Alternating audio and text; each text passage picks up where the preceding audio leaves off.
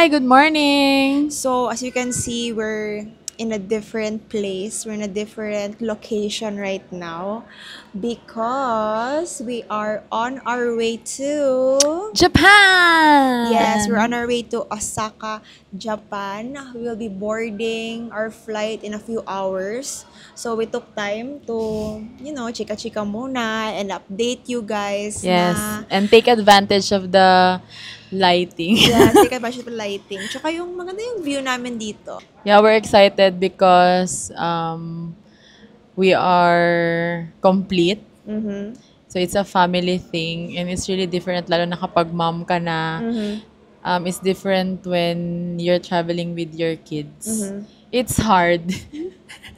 It's hard but Ano it is so siya, ano.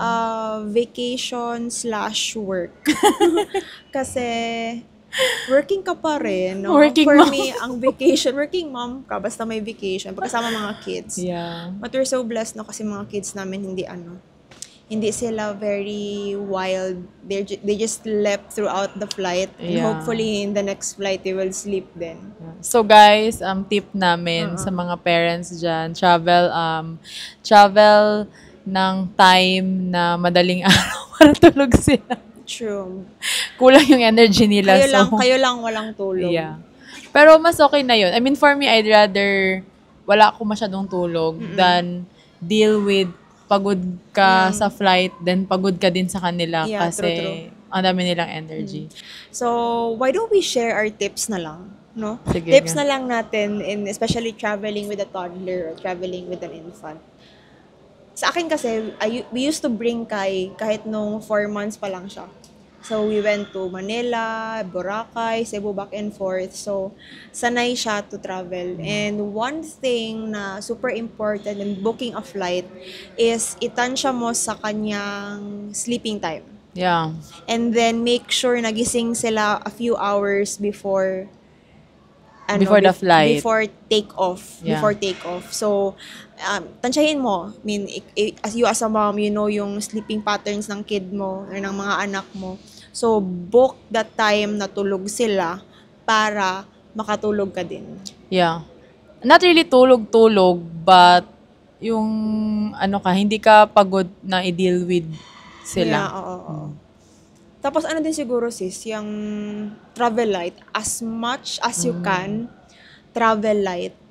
Important na comfortable, especially pag I'm talking about yung mga walang angel or walang mga helper. Nakasama, yes. If like kayo lang talaga, important na travel light and travel with a reliable stroller. Grabe, non-negotiable. I mean, for me, non-negotiable talaga ang stroller. Pick a stroller na yung lightweight, pero may room enough for them na makasleep. Kasi may mga stroller kasi na super cabin, friendly, pero masyado na din siyang maliit. So sometimes yung paa nila, lalo na kung you have a big kid, yung paa nila na tawag nito, nasa floor na. So yun, you have to really check yung ano yung mag-fit na stroller. Yeah. Kasi it would really save you Yeah.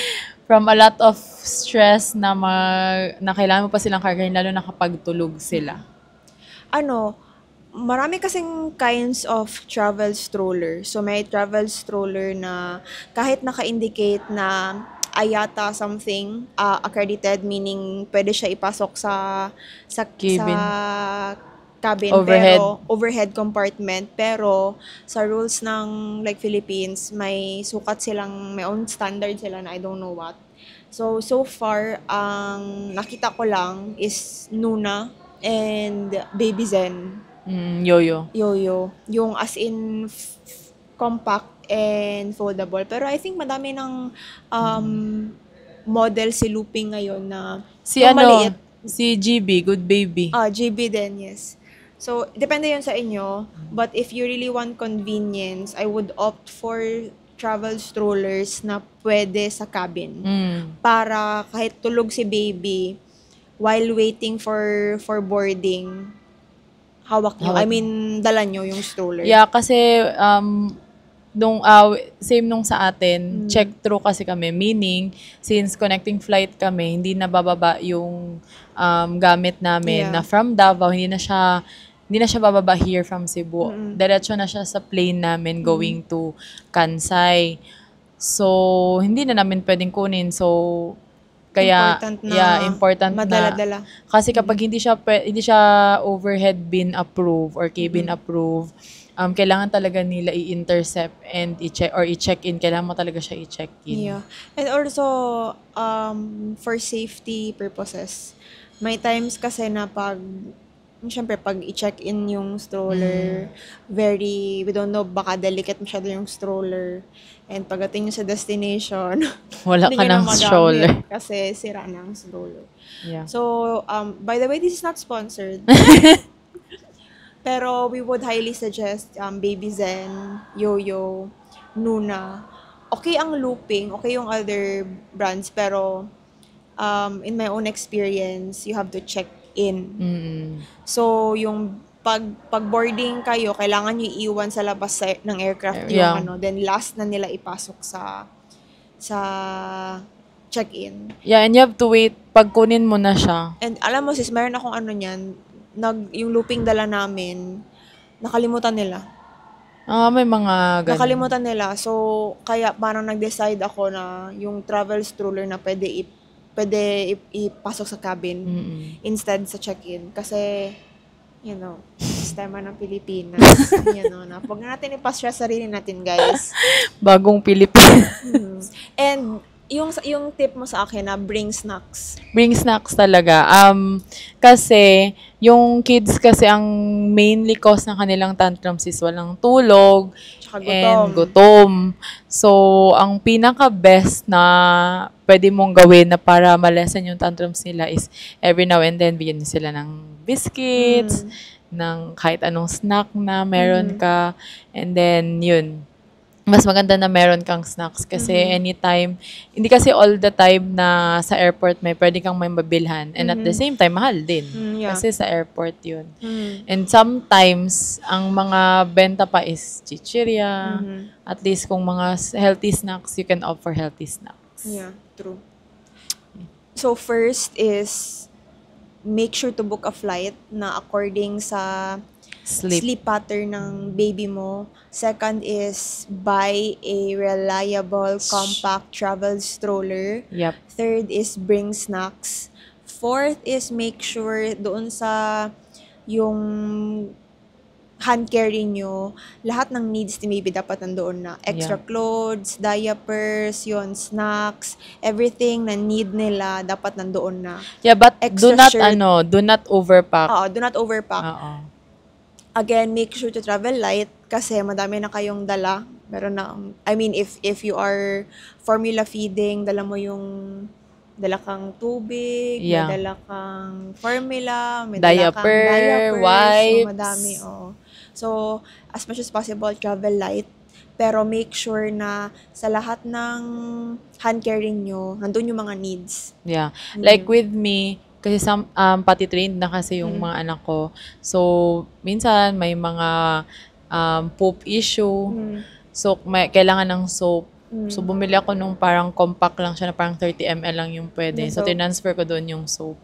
So, mga things like that na pwede mong yung mga lalagyan na malalaki, you can transfer it in a smaller size. Kasi di mo naman maubos yung isang bottle, di ba? So, you don't have to bring that one talaga sa hand carry mo. Yun lang mga compact containers, ganun. Tapos, meron ding ibang advice ng mga moms na during boarding, sabi nila, advice ng iba is, kayo pinaka-last mag-board. Kasi, para pag sakay ni baby, di na siya masyado, mag-antay. di na siya mag-antay, ready to go na. Pero, sa experience ko kasi, mas gusto ko na nakasettle down na kami. Yeah, ako I agree. Ako din. Nakalagay na lahat ng... Ang style ng iba is, yung, sample, dalawa kayo, husband mo. Ang husband mo una magpasok. So, ilagay niya na lahat ng bags sa overhead compartments, make sure niya na settled na lahat. So, pag last na ng boarding, ikaw dun ka napapasok. Pero for me, mas gusto ko kasama kami. Yeah. Kasi priority ka kasi pag may baby. So, mas makapasok ka early, mas makasettle down ka early. Well, sa toddler ko kasi, mas gusto ko na, kumbaga parang naka-warm up na siya sa place. True. And then, since I'm breastfeeding, ang dodo is the key. Yun lang. Then, tulog na siya after. Yeah, But true case yan. to case basis ha. Depende sa kung anong mag-work Oo, for depende you. kung ano mag-work sa'yo. But ako, gusto ko yung ganun. Kasi, more than sa yung i-warm up ang baby or whatever, yung gusto ko kasi na nakasettle na kami, ayoko yung parang nakaupo kami, mag-antay pa. Siguro kung walang baby, okay lang sa akin. Ayan, Na late ako pumasok. Pero mas prefer ko talaga na kung may baby, mauna na kami para nakaupo ka na doon. Hindi yung parang kailangan mo na magmadali, ayusin mo pa siya, tapos kailangan mo na magmadali. Kasi syempre, di ba, mag-take off na. So, mga things na ganun. Sometimes, makalimutan ka pa na kailangan mo palang kunin sa bag. Yeah. 'Di ba? Mga ganun. True. Mga needs ni baby. At least kung nakaupo ka na una, naisip mo na parang ikaw yung na-warm up. Na-warm up ka na. Actually, totoo yun. Ikaw Tama yung yan. na-warm Ikaw up. na-warm up. Tapos maisip mo na kailangan pala nito, kailangan ko pala nito. And lastly is make sure na may checklist ka. This is really type A of me, pero I believe na all of us moms, marami na tayong iniisip. So, it's better, para kung i-brain dump ko siya Yeah. through my checklist. So, siguro weeks before or days before the flight, pag may maisip ako, ay dapat dalahin to, ilagay ko siya sa notes. Yeah. So, para pag on the day na ng packing ko, Check. na-check ko na siya. So, di ko makalimutan na, okay, fan, charger, mga things like that. Na minsan yung, ay, tama na yun, magdala di ko, anak. Yeah. So, para hindi mo makalimutan, i-brain dump mo, ilagay mo sa notes, para pag-pack mo, nandiyan na anong ilagay mo sa hand carry, anong ilagay mo sa bag ni baby and everything. Well, that's my, lang. Kasi na-try ko na din kasi before na, especially bigla ang flight, kasi ang husband ko ganun, he travels for work sometimes. So, bigla ang flight, may mga tendencies na makalimutan ko. So, if you're that type of person, if epidural ka, ilista mo na yan, moms. Ilista mo na yan. Yeah. With me naman, maganda yung checklist. Pero sometimes sa akin ako nakakalimutan. Ganun, parang wala na akong energy mag-type. Ganun. Sa akin, ang ginagawa ko is parang nagpa-play na sa mind ko kung ano yung mangyayari. So parang assess ko na, okay, baka need niya to, ganyan. Tapos, siguro, masasanay ka din. Makukuha mo din yung galawan ng Rhythm. yeah, Oo. ng paano, and then later on parang no need, mabilis na lang for you to pack. Before it would take me like a week para mag-pack. Ngayon kasi hours na lang. Ganun! Hours na lang, ganun. For 4 people. Tsaka lastly siguro would be make sure na early kayo sa airport. Kasi, just to be sure. Kasi as a mom, you're not packing for yourself, but for the whole family. So, dala ng mga bags yan para hindi hindi siya pressure. O yung parang chill ka lang, hindi Chill tumatakbo ka, ka kasi naghahabol ka na. Yeah. Tsaka liguan mo na yung baby mo the night before if may flight kayo early in the morning. Yeah. Para wala nang Para ligo. diretso bihis na. Ligo, toothbrush. Yan. Actually, like with us, kasi kailangan namin 12 na sa airport. So, around 5 or 6 p.m., pinatulog ko na sila. Pero before ko sila pinatulog, nakaligo, naka-toothbrush. Tapos ang outfit nila pang airport outfit. Ayan din si Kai kanina. Para, ops, kunin na lang sila pag-aalis Kunin na lang na. sila. Yeah, so I think that's it. Siguro gusto lang, i-add na lang natin yung, para naman ma-inspire sila. Yung, like feeling natin or what can we say about this trip? Traveling with our kids or Yeah, traveling with the kids, with the family, parang to inspire them na bakit kailangan I mean, hindi naman talaga super duper kailangan, pero why is it good for them or good for you to travel with your kids? Well, for And me, your for family. me naman, I've said earlier na we've traveled with Kai at early as 4 months pa siya. And that's because first is for my own sanity. Kasi gusto ko naman yung new environment. And as we, got to traveling, I realized na it's more of keeping memory namin as a family. Kahit hindi pa ma-remember ni Kai, but yung early stage niya na we will keep na kami mag-asawa, kami ni Dave. And sabi nila, I've heard moms na hassle sa kanila to travel with a baby. It's true, it's hassle.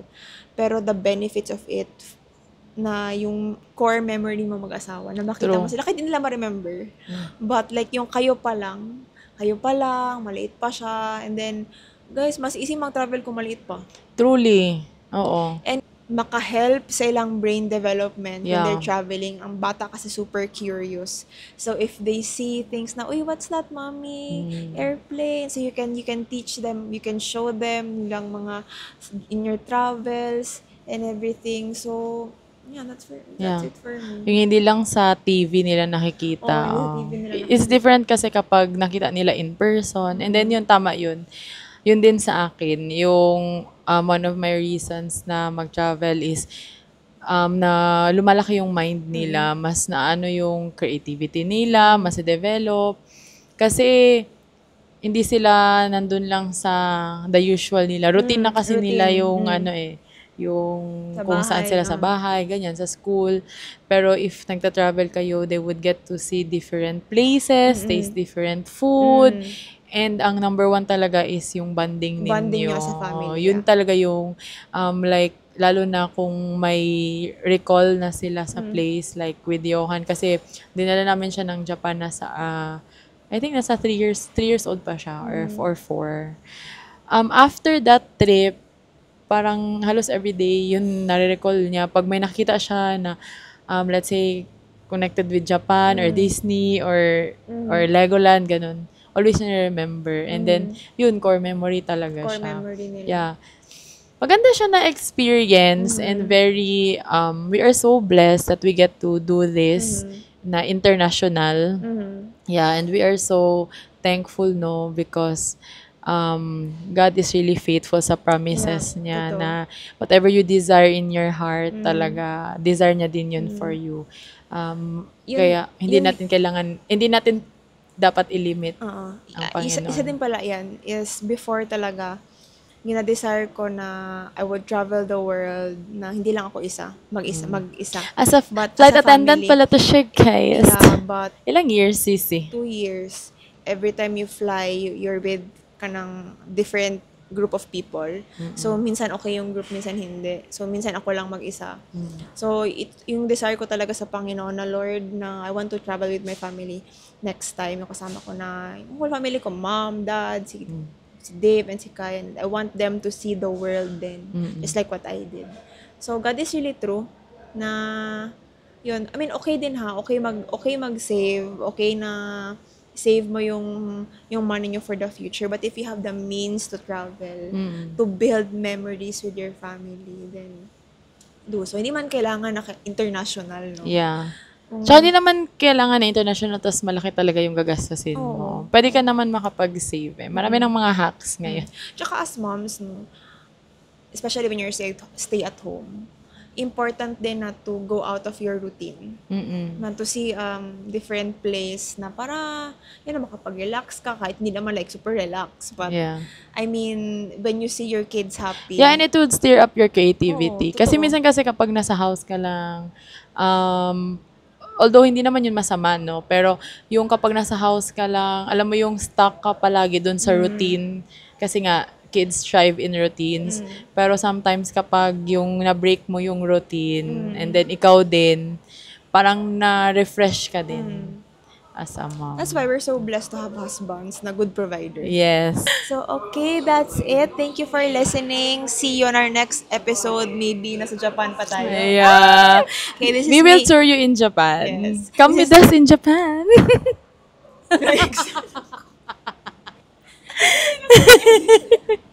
Okay, this is me, Dana. This is Philly And you're listening to Spill the Tea Podcast. Bye!